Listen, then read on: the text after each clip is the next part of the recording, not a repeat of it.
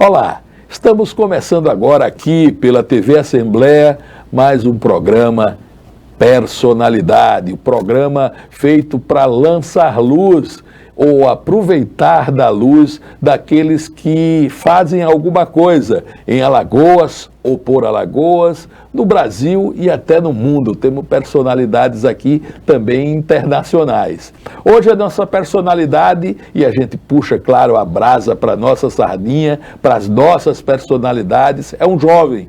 Um jovem que se dedicou há muito tempo a pesquisa sobretudo numa área muito importante para a cultura alagoana, que é a área da música. Se dedicou a registrar o movimento musical atual e do passado. Eu estou falando do historiador Dimas Marques, que está com a gente aqui hoje. Dimas, prazerzaço estar com você, e que ainda jovem, ainda muito jovem, se dedica já há bastante tempo a uma atividade fundamental, que é a atividade do registro da nossa música. Conhecer um pouco de você. Você ainda é muito novo, então normalmente os que vêm aqui, né, são um pouco mais chegados assim, mais para perto da minha idade, então tem assim uma vida longa, né? Mas você tem uma vida cheia de realizações, e saber logo se você é daqui do Maceió mesmo, não é? Como é que você é menino, aonde, nasceu onde, porque é normal esse caminho que a gente traça aqui no Personalidade, já é um clichê, a gente procura saber quem é essa personalidade, essa jovem personalidade. Primeiramente, agradecer aqui pelo espaço, Paulo, e dar um grande dia aqui a todos os telespectadores. E o prazer é todo meu, né, de estar aqui. E começando, eu sou nascido em Delmiro Gouveia, né, a grande metrópole do sertão alagoano. Nasci no bendito 12 de junho de 89, tenho 33 anos com rostinho de 23. E eu morei lá até uns 5 anos de idade. Depois meu pai, que é bancário, foi transferido, a gente morou cerca de uns 11 meses em Curitiba. E depois eu para cá, para Maceió, em 96. E de lá para cá é onde eu moro. Certo. Então a sua formação é mais maceioense, né? Embora tenha respirado os ares, né, do sertão alagoano. E por que você falou o bendito 12 de junho? Por que é que houve no dia? O dia dos namorados, né? É verdade. Então, sempre tiram a onda, né? O cara nasceu no dia dos namorados, o presente é dobrado, sempre... É verdade, eu não tinha me apercebido desse detalhe. Mas então, toda a tua formação foi aqui. Passou por que bancos de escola aqui? Por quais bancos de escola? Em Delmiro, eu comecei no Beabá, Colégio Beabá, aquele maternal, né, até a metade da alfabetização. Depois eu estudei no Colégio Modelo, a segunda metade da alfabetização e a primeira metade da primeira série, que hoje é o segundo ano, né. E aqui em Maceió eu passei por 2 colégios, que foi o Colégio São Lucas, da primeira série até a sexta, depois o Colégio Contato, da 7ª série até me formar no 3º ano. Isso, e a opção, você fez história, está ali, né, grafado, historiador. Então, a opção de fazer história era uma coisa que você perseguia já há bastante tempo, você tinha isso na mira, você tem aquele menino que é bom em matemática, aquele que é bom em português, e tem o cara que é bom em história, né? Eu era desses que gostava dos professores, sobretudo dos professores de história que eu tive, que foram excelentes professores, o professor Luiz, lá no Hélio Lemos, né? Que falavam assim de forma apaixonada da história. Com você, a paixão pela história nasce dos bancos da sala de aula também? Não, na verdade a escolha pela história foi acidental. Como eu acho que todo adolescente queria meio que, assim, você escolhe ou é medicina ou direito, né?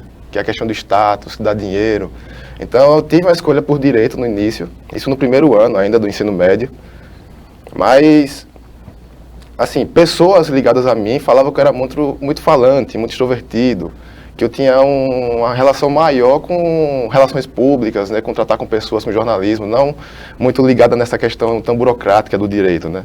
Aí, então, minha opção, na época, acabou mudando para o jornalismo. Mas aí, quando eu me formei, terceiro ano tudo, eu acabei perdendo o primeiro vestibular, né, para jornalismo, na UFAL. Aí fui enfrentar um cursinho pré-vestibular no ano seguinte. E foi aí que surgiu agora a UNIT, né, que na época era FITS, a Faculdade Integrada Tiradentes. A gente acabou fazendo uma pequena turnê. Eles levaram a gente lá do cursinho para conhecer o espaço, que estavam construindo o campus lá que fica na Cruz das Almas. Aí eu olhei, pô, espaço legal, vai ter uma estrutura, vai ter o curso de jornalismo. Eu falei, não, vou tentar fazer aqui, porque vai ter mais estrutura. E eu acho que ela até vai pegar uma área um pouco mais a ver comigo, que é essa área de estúdio, de repente fazer rádio ou fazer imprensa e tal. E para não perder assim, a UFAL, vou fazer história. Eu até segui um pouco assim, o caminho de um amigo meu, que na época do colégio era considerado meu irmão, porque a gente tinha cabelo grande e na época era muito parecido. E ele fez direito no SESMAC e história na UFAL. Aí não, vou tentar isso e vou seguir, né? Aí eu passei, né, nos dois e cursei os dois cursos durante um semestre. Aí depois eu acabei conseguindo uma bolsa na UFAL, na Bolsa de Trabalho, lá no Diretório de Economia. E para não ficar assim muito assim, custoso para mim, né, de questão de saúde, físico e tempo, eu acabei largando o jornalismo. Aí me dediquei ao FAO e lá de fato eu consegui descobrir que é o que eu gostava. Meu talento de pesquisa, tudo, eu acabei descobrindo durante o curso. Geralmente eu me bato muito sobre isso, né? O adolescente é empurrado a decidir a sua vida muito cedo, né? Eu estou com um neto agora de 15 anos, vai entrar o que a gente chamava científico antigamente, né? E já é empurrado a muito cedo decidir a sua vida inteira, né? Isso é uma coisa, na época que você tem menos maturidade, né?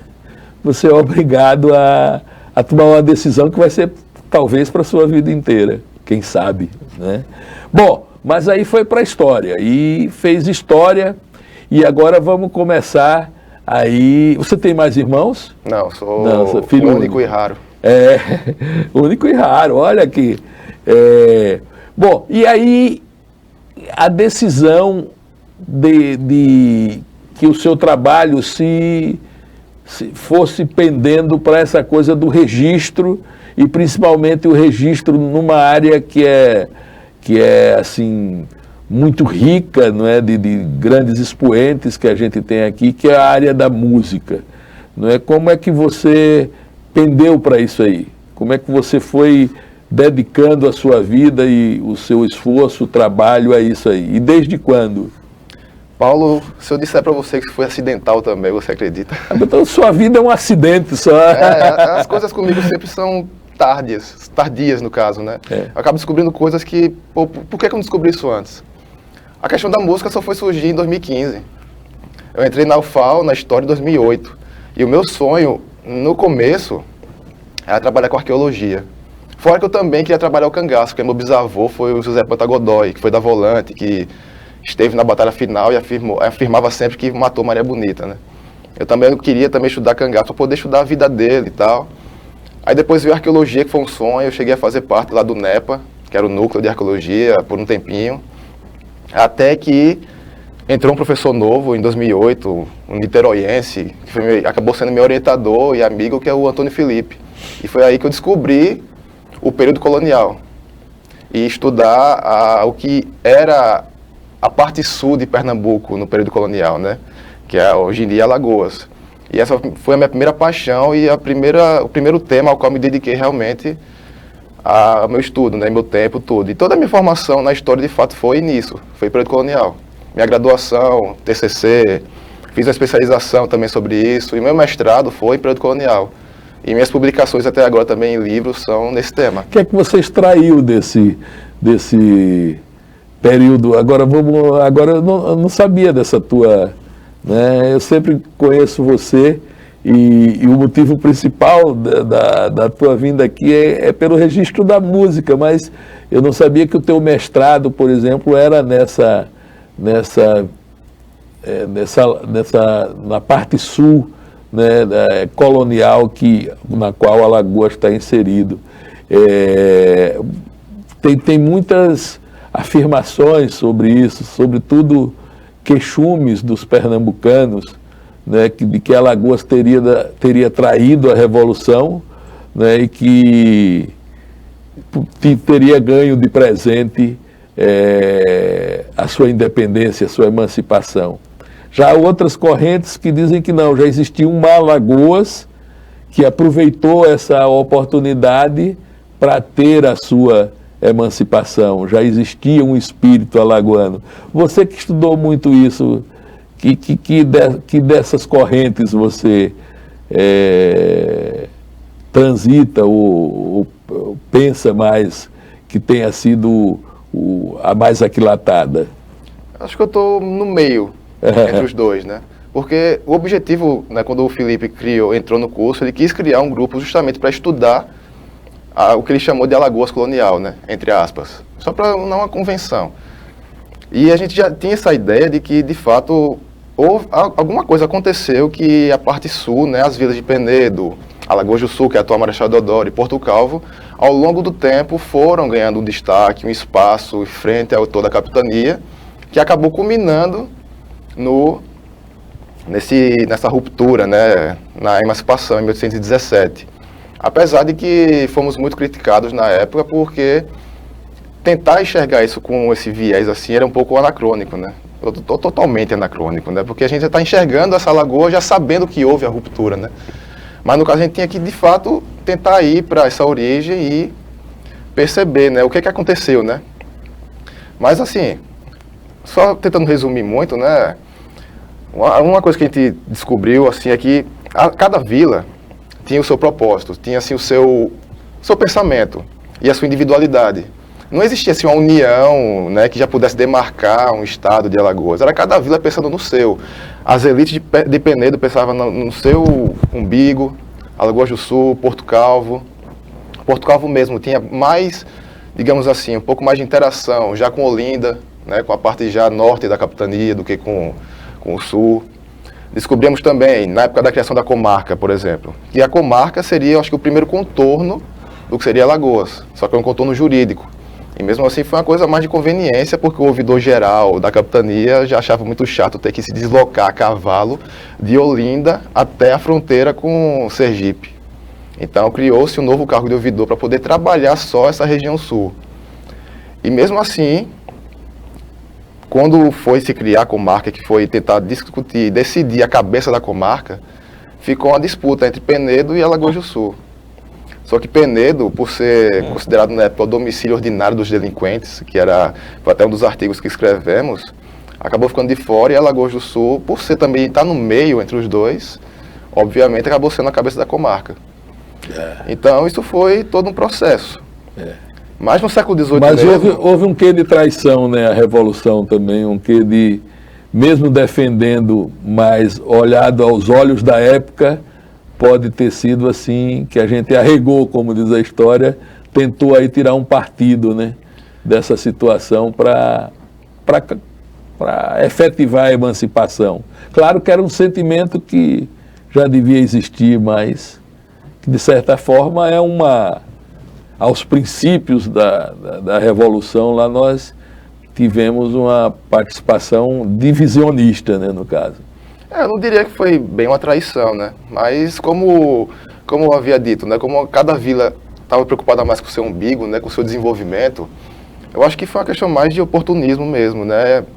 As elites, né, da parte sul, as vilas Penedo, Porto Calvo, Alagoas do Sul, elas estavam mais preocupadas em tentar dialogar e negociar com o rei, né, benesses, e que até o fruto do meu trabalho é isso, a negociação das elites para conseguir prestígios e cargos e status, do que se preocupar em transformar a capitania numa república separada, né? Então eles estavam sempre mais alinhados com a monarquia do que com o próprio povo de Olinda e Recife, né, que era o que comportava o resto da capitania. Quer dizer que o povo era o que menos importava, sempre foi o que menos importa, né? Os interesses, né, mesquinhos do capital, do latifúndio nessa época pesavam mais alto sempre, né? As classes dominantes, os interesses delas sempre pesam mais altos e o povo acaba... Bom, mas você vê como aqui a conversa é via poço, né? A gente veio para falar de um assunto, acaba falando de outro também muito importante e que você traz ainda muito jovem, né? Mas o seu trabalho de mestrado vem para lançar luz também sobre isso. Agora, vamos mergulhar na tua paixão, que você disse que também é por acidente. No meio de tudo isso, de discutir o nascedouro de Alagoas, a Alagoas colonial, né, os reinados, as capitanias, né? Onde é que você viu a música, né? Descobrindo isso, né? Terá sido lá com um bisavô que foi da volante e tocava os forró lá quando estava perseguindo o Lampião. Como é que veio o diacho da música nessa história toda, né, que fez você dar uma certa guinada do seu princípio, né, de estudo, que era a questão da Alagoas em si, da grande Alagoas, o surgimento da nossa querida Alagoas. Onde é que entrou a música nisso que lhe capturou? Em que momento a música lhe capturou? Eu já sou um apaixonado por música e consumidor de música desde os 12 anos. Né? Assim, a infância toda eu era meio banda voou. O que passava no rádio, o que minha mãe ouvia, eu estava ouvindo. Eu acho que na minha infância eu só tive 3 CDs na vida. Aí aos 12 anos, né, com a turma que eu andava no bairro que eu morava aqui, que era o Vaticano, a gente se reunia nas férias, isso em 2001, para ouvir música. E de repente botaram lá uma banda X, que eu meio que já tinha escutado em alguma TV. Isso entrou, assim, virou meu mundo. Botou de cabeça para baixo. Então, a partir daí eu comecei a me apaixonar pela música. Comecei a ver MTV, comecei a pedir pro meu pai para comprar CD para mim. Comecei a meio que ir montando a minha coleção. E nisso, eu já comprava CD. Uma aguinha aí, o que botou as doses d'água aí, a dose que nosso diretor aqui, aqui a água é em pequenas doses. A dosezinha agora é bom. Aí em 2005 também comecei a comprar vinil, já colecionava CD, depois comecei a colecionar vinil, né, com 16 anos. E sempre conhecendo, e como eu falei, a minha vida é sempre descobrindo coisas tardiamente, né? Porque aos 12 anos, quando eu comecei a curtir música, eu gostava de rock. Era aquele rock mais, não tão pesado, mas também não tão leve. Eu adquiria preconceitos com outras coisas, tipo rock nacional, músicas com violão, com teclado. Só que depois eu acabava descobrindo isso e gostando. Aí, por que eu não gostava disso antes? Mas eu acabava tendo preconceito com MPB, por exemplo. Aí, anos depois eu acabava gostando e depois, por que eu não gostava disso antes? E a música alagoana, nesse meio, entrou também em 2005, que foi quando eu adquiri meu primeiro material de artista alagoano, que foi o CD da TMD, que era a banda do Valdir e do Carlos, que eles montaram quando a Seventh Blight, né, a banda clássica dos anos 90, teve fim. Eles montaram essa banda, e o baixista foi meu professor de biologia, no segundo ano, o Marcelo. E aí a gente sempre conversava sobre música, sobre rock e tudo. Aí ele me fez uma proposta: olha, eu estou aqui com um LP do Iron Maiden repetido e eu também tenho uma banda minha que tem uns CDs aqui. Se você tirar acima de 8,5 na minha prova, eu te dou LP. E tem mais 2 amigos lá que queriam entrar na aposta, assim, de gaiato. Tá bom, quem tirar a maior nota dos 3 ganha o CD. Aí não precisa nem dizer, né, que eu tirei a maior nota dos 3 e ganhei, né, o CD e o LP. Aí esse foi o meu primeiro material, 2005.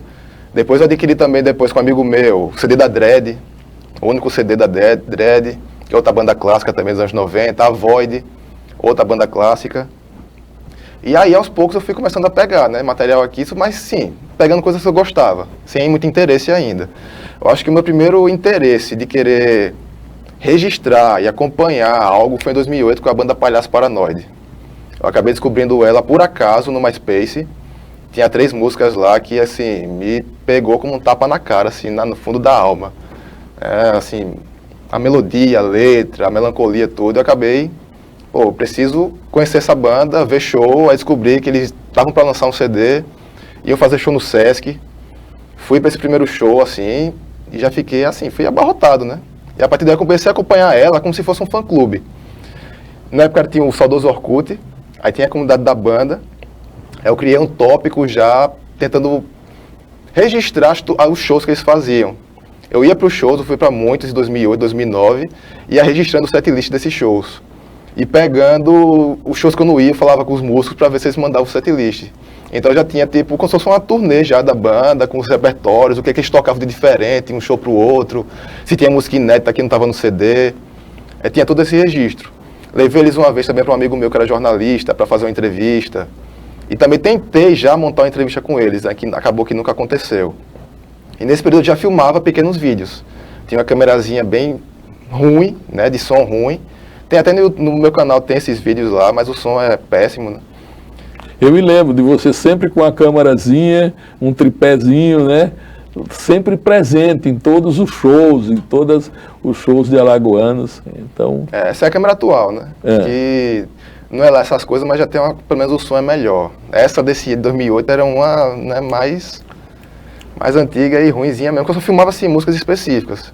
E a partir daí eu comecei aí, né? Tinha também a Demodé, que era a banda que abria os shows da Palhaço Paranoide, que até o guitarrista dele, o Hugo, foi colega meu na UFAL, no curso de História. O tecladista da formação original, o Mário, fez catequese comigo no ano 2000, em 99, 2000, na infância. Eu acabei reencontrando ele. E eu fui acompanhando essas bandas assim. Aí em 2014 foi quando eu comecei a conscientemente querer montar um acervo de música alagoana. Aí eu comecei de fato a adquirir, começando pelo rock. Eu já tinha o que eu tinha, né? Já tinha CD, já tinha tipo o LP da Morcegos, né, o único LP de metal aqui de Alagoas. Tinha já um CD da Mofo. E fui procurando, já comecei a fazer contato com o pessoal, com a galera tudo, e já adquirindo material. Aí eu postei até uma foto reunindo já alguns desses materiais lá no Facebook em 2014. E nisso foi. Aí foi crescendo para ampliar para os outros, né, os outros estilos, né? Quando eu lhe conheci, você me deu um presente que eu não tinha, né, que era um CD que eu produzi ainda na secretaria e acompanhei, né, a produção dele, assim, foi um momento emocionante para mim, que era o Brinquedo Acabado do Juvenal Lopes, né, do grande, que você diz, olha, tem aqui, eu digo, rapaz, eu não tenho, mas não, eu tenho 3 cópias, parece que lá eu lhe dou uma e tal. Então você começou a ir em busca disso aí, em busca de ter esse, e hoje o que é que você tem assim, que você podia, por exemplo, o disco do Festival Universitário, você tem ele em LP? Tenho. LP? Olha, LP eu já CD. entrei na internet e ele é caro, assim, você não consegue nos sebos, né? Ele, porque é um disco histórico do ponto de vista nacional, né? Que foi o primeiro disco feito pelo movimento estudantil, LP. Esse disco é histórico, O que é né? que você tem mais, assim, e nessa descoberta física dos vinis e dos CDs, você foi mergulhando, justamente, você é historiador, foi mergulhando na história, né?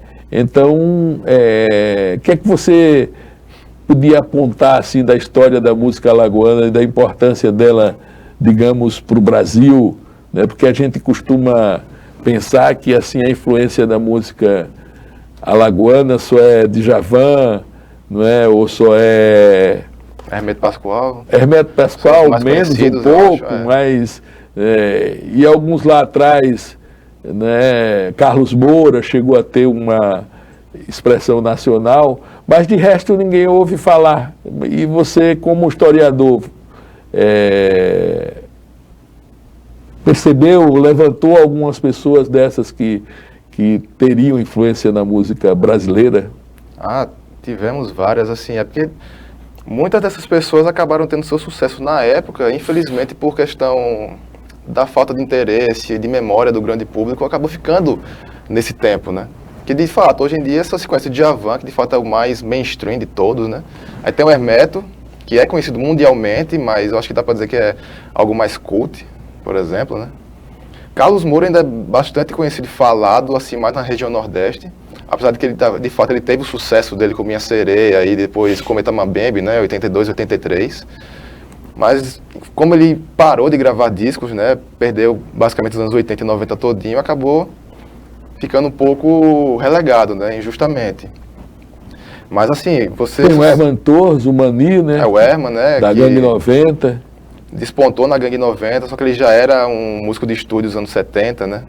e também foi um dos pioneiros do chamado rock de garagem do final dos anos 60, que ele tinha uma bandinha que lançou o primeiro compacto, que é um compacto bem raro, que eu mesmo não tenho.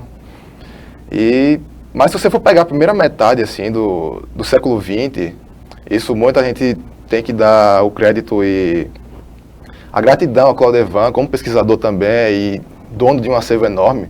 Você descobre pessoas como Jararaca, Augusto Calheiros, o Ekel Tavares, que tiveram projeção nacional, o Peter Pan, tanto como intérpretes, como compositores. Gerson Filho e Clemilda, isso no forró, que aí você já pega, né, todo o conhecimento e o acervo do José Lessa.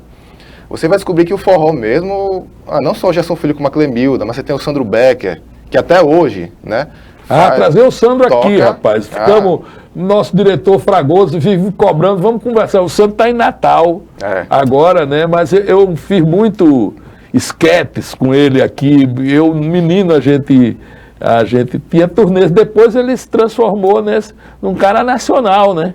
Num artista nacional, de peso assim nacional. E ainda hoje está aí. Sandro, eu tive a oportunidade de entrevistá-lo também e conhecê-lo. E também graças ao Luiz de Barros, né, grande publicitário, radialista, eu pude também ter acesso a essa fase inicial dele, no começo dos anos 70, como um personagem, né, que fazia esses esquetes. E ele até já abriu festivais e tudo, promovidos pelo Luiz de Barros, né. Aí você tem isso. Então, assim, você tem artistas que não devem nada para ninguém, que tiveram projeção nacional, sucesso, mas que muitos deles acabaram, parece que ficou no tempo, né. Não foi algo que, né, foi se preservando e ficando até hoje. Apesar de que o Sandro Becker ainda mantém, né? Ele é conhecido, faz turnê nacional, toca fora, está sempre nos programas de TV. Renan Torres também. Sim. Renan é muito conhecido no norte. Né? Esse povo tem uma carreira que às vezes a gente nem sabe, né? Mas eles são conhecidos numa região do país ou em outra região. Eles têm. E eram músicos assim, que tiveram uma carreira discográfica longa e solidificada, né? Porque uma coisa que eu percebo hoje é que a maioria dos artistas não conseguem agregar uma discografia longa. Eles lançam um álbum, sei lá, 10 anos depois lançam um EP, isso quando já não acabam, né, as atividades. Essa galera dessa época não, eram assim, discografias de 20, 30 Edgar discos. 18 baixos, né? Sim, Edgar foi da Copacabana, foi da Continental. Muito disco. Né? Muito e o Saraiva também, que foi outro, que teve um renome na época. É verdade. O próprio Gerson Filho, Clemilda, tem aí dezenas e dezenas de parte LPs. desse material você tem em vinil e CD, né? Uma pequena parte, a parte mais recente, digamos assim, que o Claudevan talvez seja o que tem a parte mais antiga. Hoje a gente vai trazer o Claudevan aqui também, está marcando, porque ele está em São Paulo agora para falar um pouco do acervo dele. Mas vamos falar que aí você é um colecionador que compreende a coleção como algo de satisfação pessoal, mas que você não se contenta com isso. Você quer dar publicidade à sua coleção e que ela sirva de instrumento para as pessoas aprenderem. E aí as redes sociais vêm como um remédio para isso, como a medida certa para você usar o instrumento certo. E aí você começa a partir de que tempo você começa a registrar? Eu vou pedir o nosso diretor de imagem, o nosso querido Kennedy, para a gente botar o primeiro site seu, que você começou com um blog, não é essa coisa, olha aí, tá aí. Como era esse blog? Conta a história aí desse começo. Pronto, então, aí eu já estava nessa onda de adquirir materiais, né, 2014, e foi justamente quando eu terminei o mestrado, né, eu defendi o mestrado, que foi sobre período colonial, mais especificamente sobre Palmares, e eu perdi um pouco de tempo durante a feitura da dissertação, eu acabei não me preparando para fazer um doutorado em seguida. Então, meio que tive um ano inteiro para descansar. Aí, nesse ano, um colega, o Walter Cabeça, né, que ele já tinha o Clube do Vinil de Alagoas, ele quis montar um blog para falar de vinil e me chamou para participar junto. Que aí ele montou, né, o blog do Clube do Vinil de Alagoas, isso em 2015. Aí cada um teria a sua seção, a sua coluna, para falar dos seus acervos. E nisso ele deu a ideia também de fazer entrevistas com colecionadores. Só que eu falei para ele, homem, todo site sobre vinil já tem entrevista de colecionador no Brasil todo, vamos fazer algo diferente. Vamos entrevistar donos de lojas de discos daqui de Alagoas e músicos que lançaram vinil aqui em Alagoas. Foi aí que começou, de fato, a minha pesquisa na área da música, foi aí. Quando eu tive essa ideia, lancei para ele, que ele gostou, vamos fazer. E eu já tinha o primeiro cara para entrevistar, assim, na lata, que era o Jorge Almeida, né, que foi um dos donos da saudosa Eletrodiscos, porque um dos meus melhores amigos, o Arthur, é neto dele. E desde 2008, quando eu entrei na UFOC, eu conheci o Arthur, ele me apresentou a mãe dele e tudo, que ela já tinha uma coleção de discos, e eu pegava muito disco com ela, né, eu ganhei muita coisa dela, inclusive alguns alagoanos, né, como o primeiro LP do Juvenal Lopes, o Carnaval do Juvenal Lopes, era dela que ela me deu, e eu sempre falava, pô, você era neto do cara da Eletrodisco, até porque, assim, uma curiosidade, né, para o público, lá em Dalmiro também existia um Eletrodisco, que era da minha família, né, por parte de pai, só que não tinha nada a ver com a Eletrodisco, né, a principal, né, que era a maior de Alagoas. Eu até falava com o Arthur, pô, será que não é uma filial não? Ele falava, não, vocês roubaram o nome da nossa loja, não sei o quê. Mas aí eu tentava fazer, assim, marcar alguma coisa para conversar com o avô, mas nunca deu certo, né? Até que surgiu a oportunidade, criamos o blog, batemos o martelo, não, vai ser o primeiro, vai ser o seu Jorge. E foi a primeira entrevista, o marco zero, assim, de tudo na minha vida como pesquisador mesmo, foi essa entrevista, em 2015, em maio de 2015. Saudoso tempo da Eletrodisco, seu Jorge, seu Pedro era o dono da Eletrodisco, o Jorge era casado com a filha dele nessa época, então era a sociedade meio por ali, né?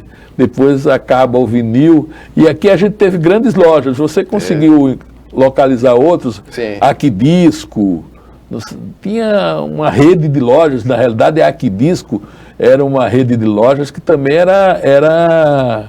tinha selo, ela acabava produzindo, virou um pouco um império, era aqui perto do palácio até, eu fui visitar algumas vezes durante o festival universitário para pedir o cara para botar nas lojas dele o disco, ele cordialmente colocou e tal e tal. Aquidisco era um conglomerado, né, de Pernambuco, e que eles tinham o selo Polydisc, né? E que foi um selo que de fato também lançou muito alagoano aqui, né, nos anos 80. Mas infelizmente eu não consegui localizar, assim, eu consegui localizar o Antônio Jacinto, que foi meio que um representante da Aquidisco e da Polydisc, mas aí, infelizmente eu não tive a chance de entrevistá-lo, cheguei até a marcar com ele, mas ele estava com alguns problemas e não pôde, e infelizmente veio a falecer anos depois, né? Rapaz. Mas eu consegui ainda localizar aqui para entrevistar, né, que eu entrevistei, tá tudo aí, é o Américo da Toque Discos, que durante um tempo fez concorrência direta com a Eletrodisco, como uma das maiores. O Marcos Normandi, que foi da Toca Discos, que foi uma loja até que não durou muito tempo. O Vevel Maia, que tinha só discos, na era espacial do sucesso, que também durou pouco tempo, isso no final dos anos 60. Em Arapiraca consegui entrevistar os dois Marcos, o Marcos Góes da Som Pop Discos, que era maior de Arapiraca, e o Marcos da Quentinha. E estou até hoje assim, tentando localizar outros lojistas, né? Porque aqui teve muita loja de disco. Né? E lojas que tinham públicos definidos, assim, né? Lojas cult, por exemplo, lojas de rock. Eu me lembro Rock de uma, Shop do Enio. Né? E uma que funcionava ali como uma loja de música MPB, que era do pessoal de Viçosa.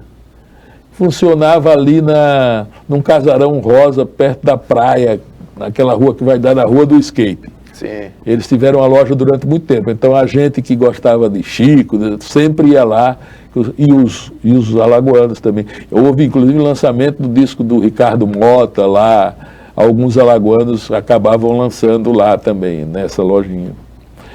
Então esse trabalho foi o primeiro. Aí vamos para o segundo, que ainda foi blog. A gente teve o segundo blog aí, a gente passou o primeiro do Clube do Vinil, esse é o segundo blog. Isso, aí já é o Alagoas Musical. Já é o Alagoas Musical, o formato blog, né? Durante o Clube do Vinil, eu senti a necessidade de ampliar o escopo da pesquisa, né? Porque no vinil, obviamente, eu só estava entrevistando personagens que lançaram vinil em Alagoas, né? E donos de lojas de discos que vendia vinil. Então, mas e o resto? E a galera que já pegou a era do CD? E já está pegando a era do stream mesmo, atualmente, e tudo, né?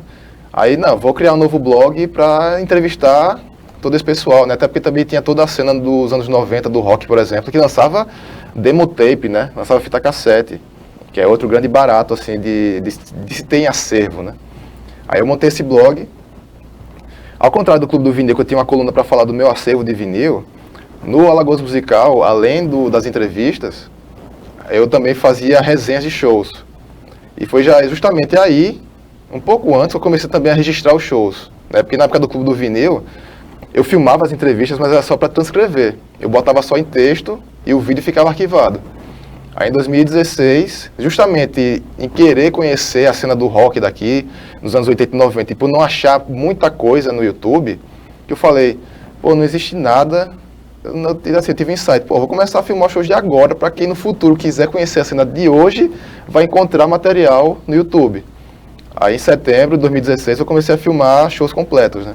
Aí vamos ver o YouTube agora, vamos ver na sequência agora o resultado, né, final, em setembro de 2016 que eu comecei a filmar shows. Pronto, aí está o trabalho agora, inclusive a gente pede aí que as pessoas se inscrevam no canal, como é dar o crédito do canal aí? Alagoas Musical. Alagoas Musical, só é procurar no YouTube, Alagoas Musical vai encontrar, né? Não precisa nem o endereço todo, procura e aí tem vários momentos, né, que você pode, que o Dimas gravou, filmou, né, e vários. A gente baixou um aqui, vamos botar aquele que a gente baixou um vídeo desses aí para a gente ter noção do que a gente colocou. A gente baixou um. Qual foi aquele que você mandou? O que eu mandei, na verdade, foi essa gravação de tela aí, mostrando só dando uma turnezinha, né? Mas vocês podem clicar no site, em qualquer vídeo que vocês quiserem, que o legal é que... O que é que tem aí? O que é que a gente pode encontrar aí? Então, eu acho que uma porcentagem da cena musical de 2016 para cá, apesar de que muitas pessoas falam que eu estou em todas, né? Que eu sou basicamente... né, onipresente, mas não, infelizmente não, né? Não tanto quanto eu queria. Então, vai ter uns 30% da cena musical todinha de 2016 para cá, tudo que eu filmei. Vai ter as entrevistas todas, né? Tanto as do antigo blog, do Clube do Vinil, que era só transcritas, eu rebotei os vídeos, né? Tem entrevista também? Tem. Com quem? Diga aí uma entrevista importante. Vamos lá voltar no blog, no YouTube, para ver se a gente abre aí uma entrevista legal. Pronto. Eu dividi 3 playlists aí. Já está dividido. Que Vamos tem a lá, playlist. no YouTube de novo, para ver se a gente vê nas playlists. Tem a playlist do Clube do Vinil, que foram todas as entrevistas que eu fiz na época do blog. Playlist aí, as playlists. Tem a playlist do Alagoas Musical, que são as entrevistas a partir do blog até hoje. E também tem a playlist de bate-papos, que são entrevistas mais curtas que eu faço. Essas bate-papos estão aí, dessa página que a gente tá mostrando? Tá bem compilado aí. É só achar no meio de tanta coisa. Então, bota uma aí na busca. Agora, eu entrevistei muita gente boa. Além das pessoas que eu falei, de donos de lojas de discos, né? Eu pude entrevistar o Herman Torres. Mas tem o Jorge aí? Tem o Jorge, sim. Procura um pouco o Kennedy. Essa é histórica, se a gente conseguir. A gente vai conversando enquanto o Kennedy procura aí. A entrevista está lá com Jorge Almeida. Jorge Almeida, bota na busca, porque esse cara é muito importante, é da Eletrodisc e é até uma homenagem que nós faríamos a ele, que é muito legal. O Jorge, durante muito tempo, pilotou o gosto musical de muitos jovens, eu também. Na época era muito jovem e a gente passava lá, ele às vezes deixava a gente levar o disco, né? Ele tinha uma certa quantidade de disco que ele deixava a pessoa levar para ver, gostou e tal, para pegar. Então ele teve influência na vida musical. Bom, então vamos procurar esse aí, que bota na busca do site aí, na busca do YouTube. Não dá para digitar. Não dá para digitar. Não dá para digitar. Não dá. Mas é isso aí. É procurar, você entra, né? E tem as playlists. Entrevistas, olha, bate-papos está aí. Bate-papos, é isso aí. E Vai ter em algum lugar. Bota qualquer um aí, qualquer um desses bate-papos, só para a gente sacar como era feito, como é feito. Manchas que a gente carrega com as propagandas normais do YouTube, que a gente não consegue vencer isso, só se for, não é? Se for entrar no YouTube Premium, parece que consegue, né? No YouTube Premium você consegue. Olha aí. Olha, é bem feito o negócio, logozinha. Essa logo foi feita pela minha ex-namorada, né? Que ela me ajudava muito na época. O Zé Milton. Zé Milton, o primeiro, assim, é médico, né? E é compositor alagoano. Olha que maravilha. Esse formato aí eu criei para falar sobre lançamentos, né? Quando uma pessoa lançava um CD, um EP e tudo, eu fazia essa entrevista mais específica, né? Mais objetiva. Porque as entrevistas do blog são entrevistas mais longas que eu pego toda a história da pessoa, como a gente está fazendo aqui agora, né? Então, entrevistas de 1 a 2 horas. Essas não, são entrevistas mais de 10, 20 minutos. Legal, legal. Dá para subir o som aí para a gente ouvir? Será que eles estão...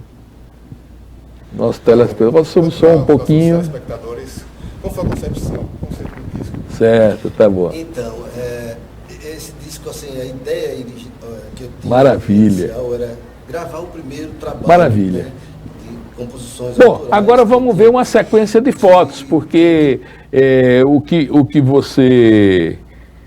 Essa atividade, e eu que também faço um pouco dela no Alagoas Arte e Cultura, aqui da TV Assembleia e da TV Educativa, essa atividade bota você em contato com muita gente, né? E aí vamos ver esse registro de fotos que a gente tem aí, de momentos importantes seu nessa cata. Com quem aí? Pronto, aí é o pianista, né? O Joel Belo Soares. Eita, Joel Belo Soares, Foi, né, grande pianista alagoano. Foi no lançamento do documentário que o saudoso Pedro da Rocha fez sobre ele. Vivo, né? O Joel ainda? Rapaz, o Joel mora em Brasília, né? Parece. Isso, Grande pianista de Rio Largo. Show do Pif, né? Eu tive a oportunidade de entrevistá-lo para falar sobre esse CD, né? Num bate-papo. Grande Show do Pif. Aí foi quando eu fui convidado pela UNIT agora, né? Para fazer uma mesa redonda junto com o Macklin sobre o funk brasileiro, o funk carioca, ser a nova Tropicália. Esse era o tema. O funk e a nova Tropicália? Segundo o Caetano Veloso, na época, né? Aí foi um momento histórico, essa foi a banda Pavilhão do Subúrbio. O Caetano Veloso, de vez em quando, diz umas besteiras, né? É muito bom, mas de vez em quando é funk nova Tropicália, pelo amor de Deus. Isso rendeu uma bela discussão. Aquela foi aquela banda Pavilhão do Subúrbio, né, anterior, que é a banda dos anos 80. Rapaz, que saudade. Volta essa aí, essa é a... Pavilhão do Subúrbio. Pavilhão do Subúrbio. Eu consegui reunir a formação original para fazer essa entrevista com o Alexandre? O Calcinha, Alexandre Calcinha. Ele tocava, era mesmo, era o baixista da banda. Eu me lembro, ele tocava contrabaixo, é verdade. Depois dedicou-se só à locação de som. Grande saudade, meu amigo jornalista, foi jornalista da Folha de São Paulo, militou muito no movimento estudantil, foi ator do Teatro Universitário de Alagoas, Jorge Barbosa, mais conhecido pelo seu pseudônimo Sebage, né? Saudades. Cultuador do rock, um texto maravilhoso, escrevia, nos deixou recentemente, né? Infelizmente. Eu posso afirmar com certeza que ele foi um dos caras mais autênticos e originais dentro do rock alagoano, de todos os tempos. Eu pude acompanhar muito da carreira dele, né? Esse outra saudade grande também, que esse fez o som de muita gente, esse né? É lendário. Lendário, é o Dinho. Eu tô querendo agora fazer o doutorado, dessa vez eu quero fazer em música, né? E o meu objetivo do doutorado é o Gogó da Ema, gravadora. E ele foi o técnico do Gogó da Ema durante muito tempo. Faleceu, inclusive. Eu estudei com a filha dele. Foi técnico também do Teatro Deodoro. Nos deixou recentemente 2019. também. 2019. Eu estudei com a filha dele na UFAL. Eita, olha aí, Fernando Melo. Aí o Walter, né? Isso aí já era na época do Clube do Vinil ainda.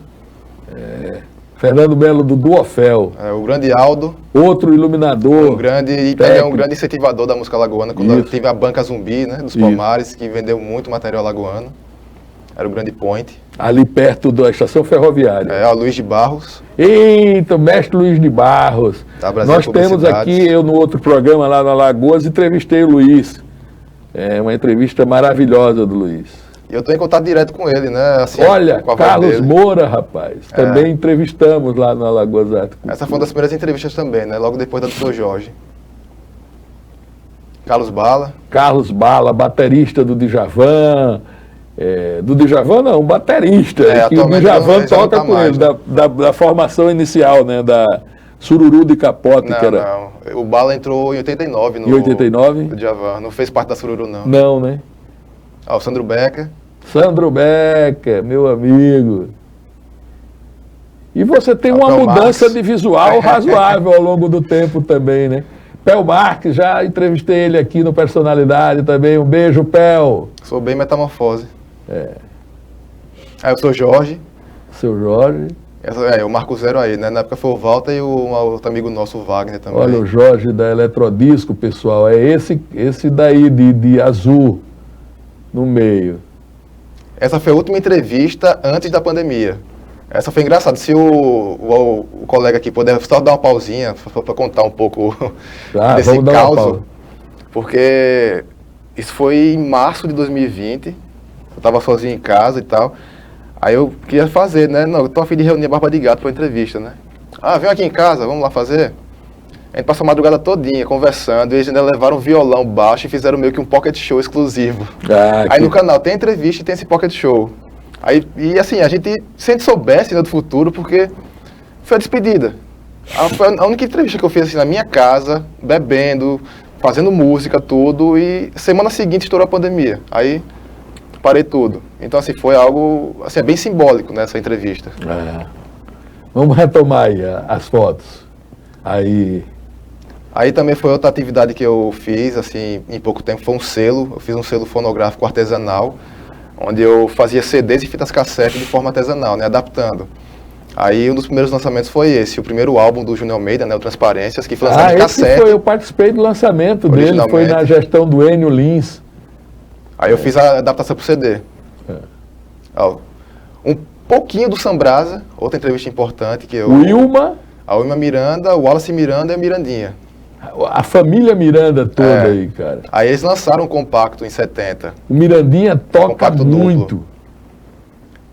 E aí o que eu já lancei do selo, né? Eu pude lançar o álbum da Stone Garden também, que foi lançado em cassete.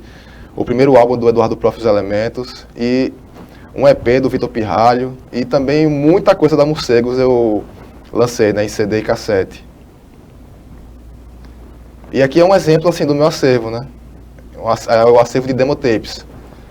As fitas cassetes que as bandas lançavam nos anos 90, que é muito raro de se encontrar, é algo muito difícil, porque eram poucas cópias na época. E quem tem não se desfaz ou perde, né? E eu consegui juntar. Aí de novo a comparação, né? Como ficou a versão em CD e da versão original em cassete do Transparências. E Almir. E é o CD que eu mais vendi do meu catálogo. 23 cópias. Pronto, aí em ação, né? Pego em ação aí filmando. Isso foi no Encantos.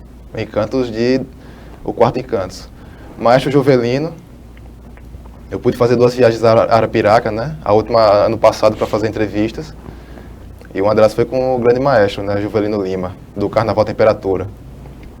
Aí é o meu acervo da banda Morcegos, né? Que ela tá quase no Guinness por ser a banda independente com mais lançamentos que tem no mundo. É mesmo? Mais de 200 lançamentos. Isso aí eu acho que é uns 25% de tudo que eles já lançaram, né? Aí a história do rock alagoano, Mário Oliveira, Avelar Salvador, que foram pioneiros, formação original da Poções Mágicas em 79, e o Pedrinho Salvador, né, filho do Avelar, que já, né, eu acho que dispensa apresentações. Né? O Pedrinho é um fera. Meu pequeno período como radialista, junto com o Ademir, né, que já é radialista experiente do bairro de Maceió, a gente fez o programa Discografia Alagoana, que estava sendo veiculado na Rádio Senado. Fizemos, acho que uns 9 programas, mas infelizmente acabou. Messias Lima, um grande forrozeiro. Abraço, Messias. E um cara que também tem uma discografia muito longa, né? Muito longa, o Messias tem muita coisa a gravar. Ele quebra esse paradigma da discografia curta aqui em Alagoas. Esses caras recebem direitos autorais ainda? Acredito que sim. Aí foi no Antropofásico Miscigenado também, né? Alguém tirou essa foto minha, que foi, acho que a primeira coisa em série que eu filmei, né? E aí, já é recente, né? Gravando os depoimentos do Misa Acústico do ano passado. Bárbara. Aí foi com o Ítalo França, essa foto. Não. O Ítalo, que estava meio... Márcio Campelo. Márcio Campelo, baterista. Essa foi a minha entrevista mais recente. A última que eu fiz foi essa. Sandro Regueira, onde eu conheci aí o Templo Sandro Sagrado. Regueira é companheiro nosso, talvez a gente tenha ele aqui no Personalidade, estamos vendo. Aí uma entrevista com o vice-ministro de Cultura, e o Sandro hoje está representando Alagoas numa das secretarias do Ministério da Cultura. E para quem não E sabe... é o dono agora do selo Gogó da Ema. Ele está reconstruindo a gravadora Gogó da Ema. A gravadora. Eu fui lá conhecer esse templo sagrado aí. Certo. Isso foi uma das minhas atividades no meu único 6 meses em jornalismo. A gente fez um jornalzinho, a gente visitou a Gazeta, entrevistou o pessoal e montou esse jornalzinho bem... cada um com sua coluna, era um grupo, né? Era uma matéria sobre introdução ao jornalismo. E a gente pôde fazer essas coisas. Aí foi também na minha era no curso de História, estudando Alagoas Colonial. Esse foi um encontro internacional de história colonial que ocorreu em Recife, em 2010. Aí foi um dos maiores historiadores portugueses de todos os tempos, que é o Joaquim Romero Magalhães. Infelizmente faleceu faz poucos anos. Mas a gente pôde aí tirar foto com ele e tudo. Né? Grande Seu Lindoso também. Seu Lindoso, alagoano. Um dos nossos... Estudioso da Lagoas Profunda. Aí no meu habitat, né, garimpando discos, tô sempre por aí. E isso aí, pronto, aí são os livros dos quais eu participei com artigos, né, são coletâneas, e cada uma delas tem um texto meu publicado. E, assim, deixar assim, registrado sempre um agradecimento ao professor Felipe, né, que ele foi o primeiro professor que deu oportunidade para alunos de graduação de poder publicar artigos em livros e em revistas eletrônicas. E isso aí é uma besteirinha que eu costumava desenhar quando era criança. E cheguei a desenhar até a época da adolescência, mas depois eu parei porque eu me acho horrível. Como desenhista, você é um bom pesquisador. E pronto, aqui é o início de tudo mesmo. Né? Aí é o início, olha aí. Aí, pô, já não... Rapaz, olha aí. Primeiro contato com vinil mesmo aí. Já era vinil, já era o cara do vinil aí. E aí meu bisavô, Zé Ponta Godoy, uma matéria dos anos 70. Eita, só rapaz. Só o título, né, já... Matei Maria Bonita e dei um tiro na cabeça do Lampião. É por isso que você é valente, assim, né? Até é só um dos artigos, né, publicados no livro. Acabou que tá virado, mas... Bom, nessa fase atual, você está, eu acredito que no céu de todos os céus, de Maomé, de Jeová, de tudo, que você trabalha agora, está trabalhando, é pesquisador no Museu da Imagem do Som. Isso é. Né? Eu que vejo você lá sempre, vejo a cara de felicidade das descobertas que você vai fazendo. O que é que você tem visto lá no MISA e que você indica para as pessoas irem lá e verem? Porque eu vejo você trabalhando lá, né, e vejo que, por exemplo, Luiz de Barros, vejo você compilando coisas, passando, digitalizando, uma verdadeira memória. O Luiz de Barros foi uma máquina, né? Como é que você está se sentindo lá no meio? Porque para você deve ser tesouro aquilo, né? Com certeza. Então, como é que você está no meio daquilo tudo, daqueles vinis todos, aqueles discos ainda em 78, 70 rotações, né? Que lá você consegue ouvir, eu já vi você ouvindo alguns discos, inclusive o poema Nega Fulô, né, que foi musicado, eu acho que pelo Dorival Caymmi. Dorival Caymmi, você botando para mim lá, olha Paulo, aqui. Tá. Então, conta um pouco dessa tua experiência atual, né, o que é que ela representa para você como pesquisador, como homem interessado no registro dessa memória. Não, eu tenho primeiramente dizer que o MISA foi um presente, né? Até agradecer sempre a você, ao Cadu, a todos que confiam em mim, né? Confiaram na época e confiam até hoje. E que me salvou, né? Eu estava num momento muito difícil em 2021 e o MISA me salvou muito disso. E assim, eu acho que o que eu posso destacar, já principalmente dessas descobertas, é o material do Raimundo Campos, né? Do médico. Até então não conhecia seu trabalho. Eu acabei conhecendo através do Siqueira Lima, né? Que ele mandou para mim o material da Leoreni. mas eu não sabia muita informação, né? Aí depois que eu entrei no MISA que eu vi todo, né, o grosso daquele material, tudo, e quando eu comecei a trabalhar nele, né, de fazer as pesquisas sobre, assim, cada artista que estava lá gravado, os nomes das músicas, compositores, tentar saber o contexto de cada gravação para poder botar no portal, fui descobrindo, assim, aquilo é um tesouro sem precedentes. E tipo, ele, sem eu conhecê-lo e sem saber da minha existência, até porque eu não era nascido, ele foi o meu predecessor, né? Acho que tudo que eu faço hoje, ele estava fazendo já na década de 60 até a década de 80, né? Então, assim, o maior tesouro mesmo é esse. Mas também, outro tesouro que não fica muito atrás são os materiais gravados no Teatro Deodoro, que é o que eu estou trabalhando atualmente, né? Digitalizando fitas cassetes para botar no portal de shows, sarais, recitais, que ocorriam no Teatro Deodoro nos anos 80, né? Já que o MISA fazia parte da FUNTED, né? Então, tudo que era feito lá era gravado para botar no acervo do MISA. Então, eu estou indo, aí eu já pude encontrar um show do Carlos Moura, lançando o Roja de Sol em 82. Ontem mesmo digitalizei uma fita de um grupo chamado Grupo Gente, que foi um grupo do Idemar Marinho, saudoso, e do Zé Barros, que foi uma programação de férias também em 82, e que teve a locução do Luiz de Barros. Inclusive, todo esse material do Raimundo Campos, a maioria eram apresentados pelo Luiz de Barros, né? Que eu acho que foi o grande mestre de cerimônias de tudo que acontecia aqui em Alagoas, antigamente. E também fora partituras que eu estou digitalizando e botando em PDF, entre tantas outras coisas que eu necessito descobrir. Isso está lá no portal do MISA. Isso. Então você procura aí, MISA Alagoas, que você vai encontrar, também não é difícil não. Procura lá MISA Alagoas, não precisa nem botar o endereço todo. Você procura MISA Alagoas, portal do MISA, vai lá, tem tudo isso. Isso. Né? E além disso tem da parte de cinema, Pedro da Rocha, todo o acervo dele, a sala dele, o próprio Dr. Raimundo Campos, né? Já está tudo lá. Está tudo digitalizado. Então, o MISA hoje, né, que é um equipamento da Secretaria de Estado da Cultura, do Governo do Estado, tem tudo isso. Né? Só é chegar lá e procura o Dimas lá, que ele lhe pilota tudo lá. Dimas, a gente está encerrando aqui a nossa entrevista, né? Agradecer muito.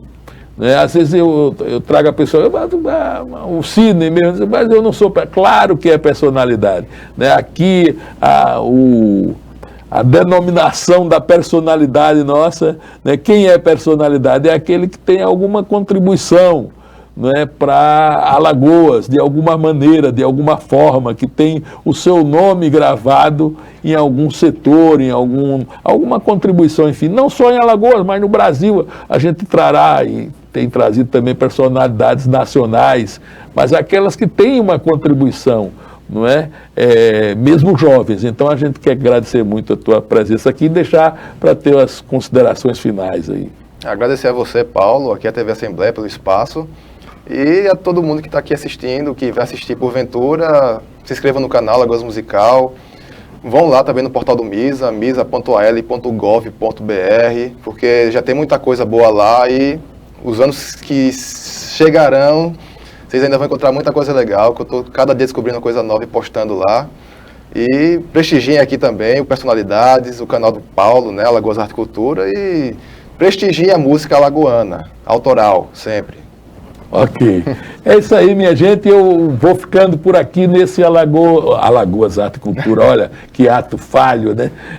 Nesse nosso Personalidade de hoje. Mas vocês ficam e assistem aí as nossas reexibições que acontecem durante toda a semana. Até um próximo Personalidade.